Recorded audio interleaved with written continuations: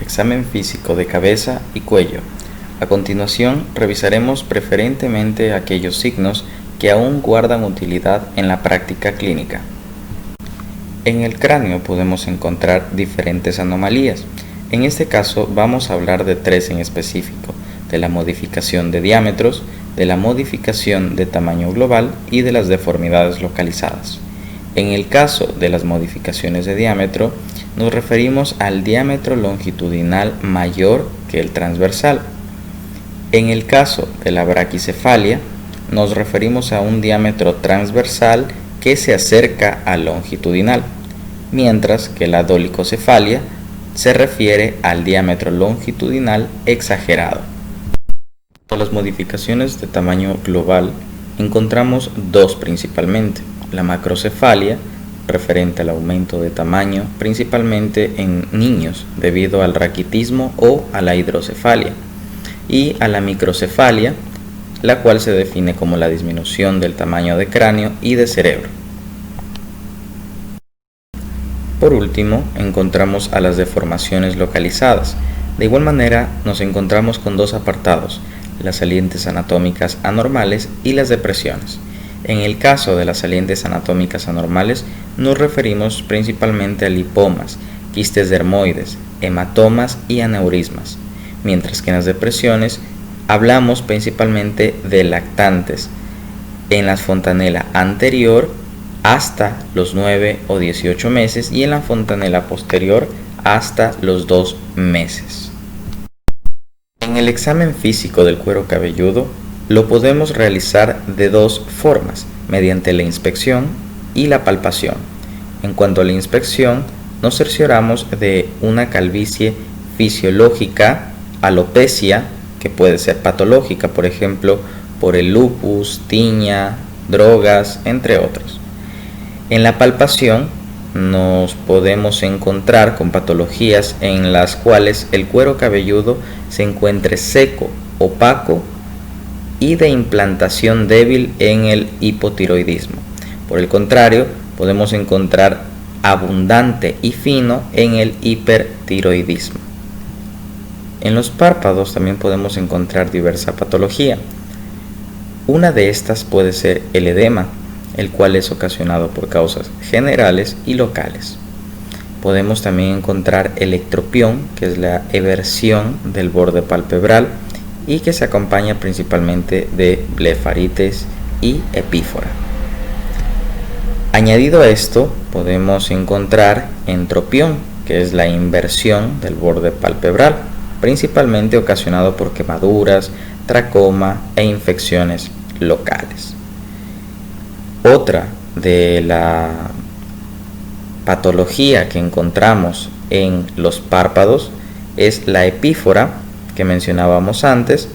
Se debe principalmente a la conjuntivitis, a la obstrucción de vía lacrimal, entre otros. Otro de las patologías que también se hace presente dentro de los párpados es la ptosis, que se refiere o se define como el descenso parcial del párpado, con miosis, anhidriosis o enoftalmo.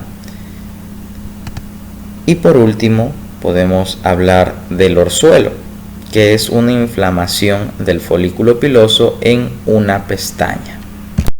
En el análisis físico del globo ocular podemos encontrar principalmente dos patologías: el exoftalmo, que es la protrusión del globo ocular, puede ser bilateral en hipertiroidismo o unilateral en procesos expansivos intra o retroorbitarios. O también podemos encontrar el enoftalmo, que es la depresión del globo ocular, que de igual manera puede ser bilateral en hipotiroidismo, y deshidratación severa y caquexia son uno de los síntomas que se acompañan a esta condición. En la esclera podemos analizar la pingüecula, que es el engrosamiento triangular amarillento graso que no toca la córnea, y el teriñón, que es la membrana vascularizada que puede invadir la córnea. En las pupilas podemos analizar el reflejo pupilar. Este puede dividirse en tamaño y forma. En cuanto al tamaño, podemos referirnos en principio a la isocoria, que no es más que las pupilas de igual tamaño y normales, entre 2 a 4 milímetros. Tenemos también la anisocoria, que son las pupilas con distinto tamaño. Midriasis, que representa o está representado por un diámetro mayor a 4 milímetros. Y la miosis, que se encuentra también representada por un diámetro menor a 2 milímetros. En cuanto a su forma, encontramos a la discoria, que es básicamente la forma alterada, por ejemplo, por una cirugía oftalmológica. En cuanto a la córnea, nos referimos a que es la continuación de la esclera en el segmento anterior del ojo y se caracteriza por ser una curva transparente y sin vasos. Aquí podemos analizar también el reflejo corneal, el cual se basa en el pestañeo al tocar la córnea. En la nariz encontramos patologías bastante marcadas, como es la silla de montar, la cual se representa en la base nasal que se encuentra hundida y es causada principalmente por la sífilis. La rinofima, por otro lado, es básicamente rosácea con hipertrofia de las glándulas sebáceas y presenta un aspecto de frutilla. Para examinar los senos paranasales nos guiamos por la palpación con los dedos pulgares presionando el límite nasal de cejas, en este caso para contactar con los senos frontales, y a la región infraorbitaria para los senos maxilares. Si hay dolor y rinorrea, esto puede obedecer a una sinusitis. En la boca también podemos encontrar gran variedad de patologías, como por ejemplo la hipertrofia gingival, que se encuentra en las encías, y esta se debe principalmente a la leucemia, o en el caso de las mujeres puede ser por el embarazo. Otra patología que es signo patognomónico del sarampión son las manchas de Koplik.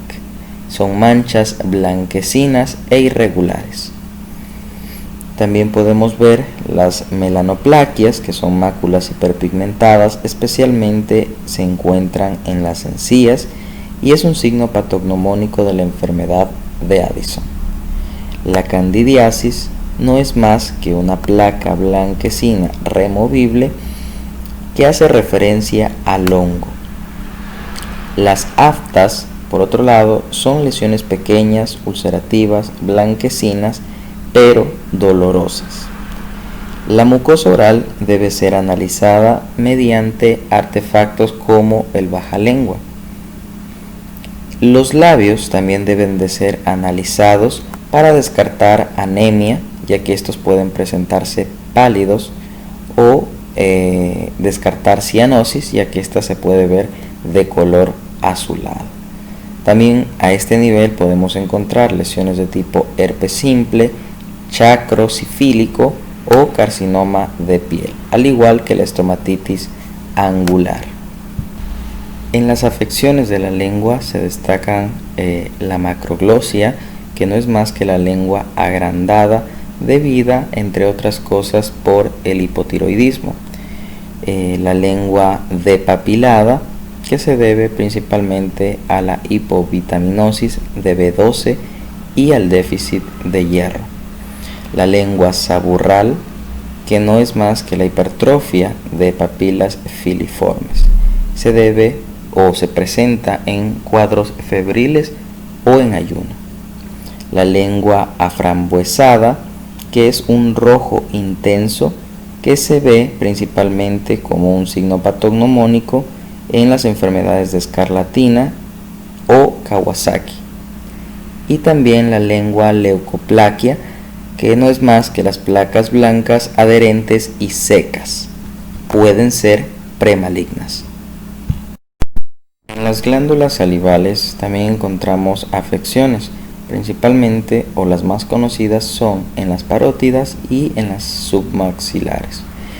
En este caso podemos encontrar un crecimiento bilateral progresivo, el cual va a hacer referencia principalmente a la parotiditis infecciosa.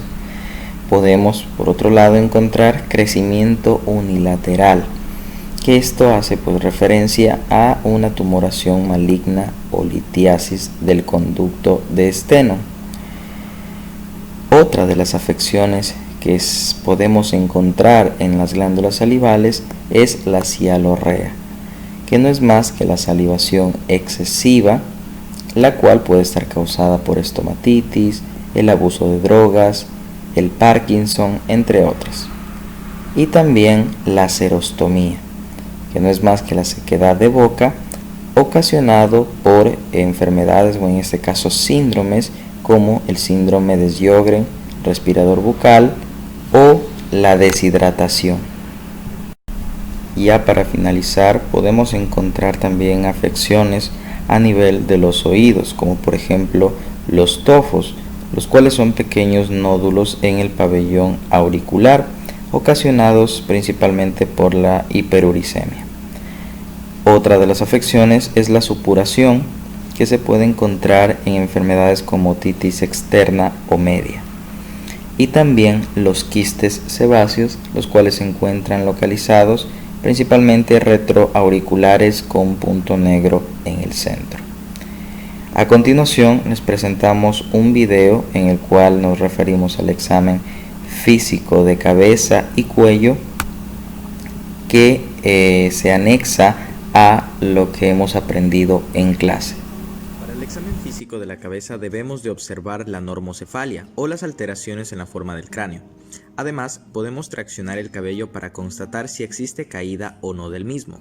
También podemos mirar si existen lesiones en el cuero cabelludo en toda la extensión del cráneo.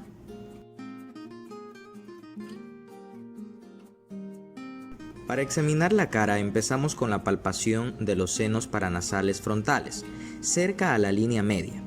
Luego podemos llegar hasta la región malar para hacer presión en los senos maxilares. También, detrás de los huesos propios de la nariz, hacemos presión buscando dolor en los senos etmoidales. Para examinar los ojos podemos empezar observando si existe lesión palpebral. Miramos también si existe caída de la cola de las cejas. Además, podemos observar la conjuntiva vulvar buscando anemia. Este se presenta como palidez. Decimos también al paciente que mire hacia abajo y observamos las escleras para buscar ictericia. También podemos buscar si hay alteraciones en la conjuntiva vulvar, mirando si hay pterigios nasales o temporales. Aquí también podemos constatar el reflejo de acomodación. En el recto de la nariz alejamos y acercamos un dedo o un lápiz. Aquí podemos analizar también el reflejo consensual y el reflejo a la luz, que se realiza de manera directa frente a la cara. Además del ipus fisiológico, que es un examen que se realiza de manera tangencial lateral a la cara. El médico debe acostumbrarse a examinar con ambos ojos abiertos, de tal manera que mientras el uno mira a través del lente del oftalmoscopio, el otro controla que la luz incida correctamente en la pupila y no fuera de ella. La distancia a la que debe estar el paciente es variable, pero en general es recomendable no acercarse mucho y peor contactar el oftalmoscopio con el ojo enfermo.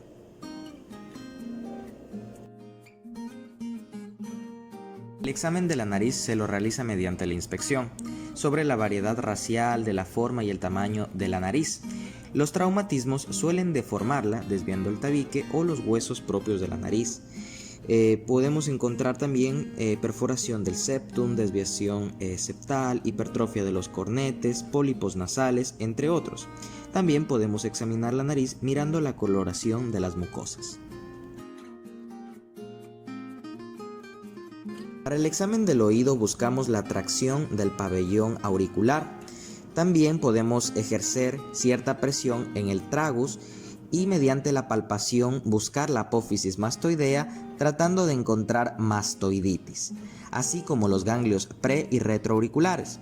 También aprovechamos para evaluar la articulación temporomandibular. Para la otoscopía nos colocamos del lado del oído que se va a examinar y con una mano traccionamos la oreja hacia arriba, atrás y afuera, con el objeto de rectificar un tanto las curvaturas normales del conducto. Luego introducimos con la otra mano la campana y se procede a la inspección cuidadosa del conducto propiamente dicho y luego de la membrana timpánica. En el exterior de la boca podemos buscar cianosis angular, lesiones como herpes labial, úlceras que están localizadas en los labios. Luego buscamos al interior de la boca. Si existen lesiones en los carrillos, observamos las arcadas dentarias, buscamos lesiones en encías, buscamos también lesiones en dientes, tanto en las arcadas inferiores como en las arcadas superiores. Miramos el velo del paladar si existe en antemas. Vemos sobre la lengua y debajo de la lengua si tiene lengua geográfica, si tiene lesiones blancas y saburrales. En la base de la lengua buscamos el frenillo, las venas raninas, las desembocaduras de las glándulas sublinguales y submaxilares. Si hay ictericia en el piso de la boca, observamos también al fondo, o sea, a la orofaringe. Miramos también los pilares, las amígdalas, observamos también la orofaringe en la parte posterior si existen nódulos linfoideos en la elevación del velo del paladar cuando el paciente lo requiera. En este caso pedimos que diga A mientras lo analizamos. Empezamos en la línea media del cuello, buscando si hay vestigios de algún quiste tirogloso. También evaluamos la movilidad de la tráquea, verificando que no esté adherida a planos profundos. También podemos palpar la tiroides haciendo presión a un lado y luego palpando del lado contralateral, 2 centímetros por encima de la horquilla esternal. Lo mismo en la línea media del istmo tiroideo. Buscamos si hay pulsaciones a nivel supraesternal y nos salimos de la línea media buscando masas a nivel parotidio y submaxilar. Iniciamos también la palpación de cadenas ganglionares cervicales anteriores del esternocleidomastoideo. Buscamos las cadenas ganglionares supraclaviculares y también podemos encontrar las cadenas cervicales medias a nivel del interescaleno. Posteriormente podemos evaluar la cadena cervical posterior, buscando al mismo tiempo si existen contracturas musculares, espasmos musculares y dolor a la palpación en la apófisis espinosa de las vértebras, en este caso cervicales, o espasmos musculares paravertebrales con limitaciones en los movimientos del cuello, ya sea para la flexión o la extensión, o a su vez a los movimientos de lateralidad o circunducción. Es importante verificar esto de manera pasiva, ya que al paciente le puede generar mucho dolor. No olvidemos también palpar el pulso carotidio a su lado y luego al otro, nunca de manera simultánea. Por último, evaluamos la ingurgitación yugular a 45 grados desde la clavícula hasta el esternocleidomastoideo. Grado 1 antes de llegar al borde posterior, grado 2 hasta llegar al borde posterior, grado 3 llega hasta el borde anterior y grado 4 llega hasta la mandíbula.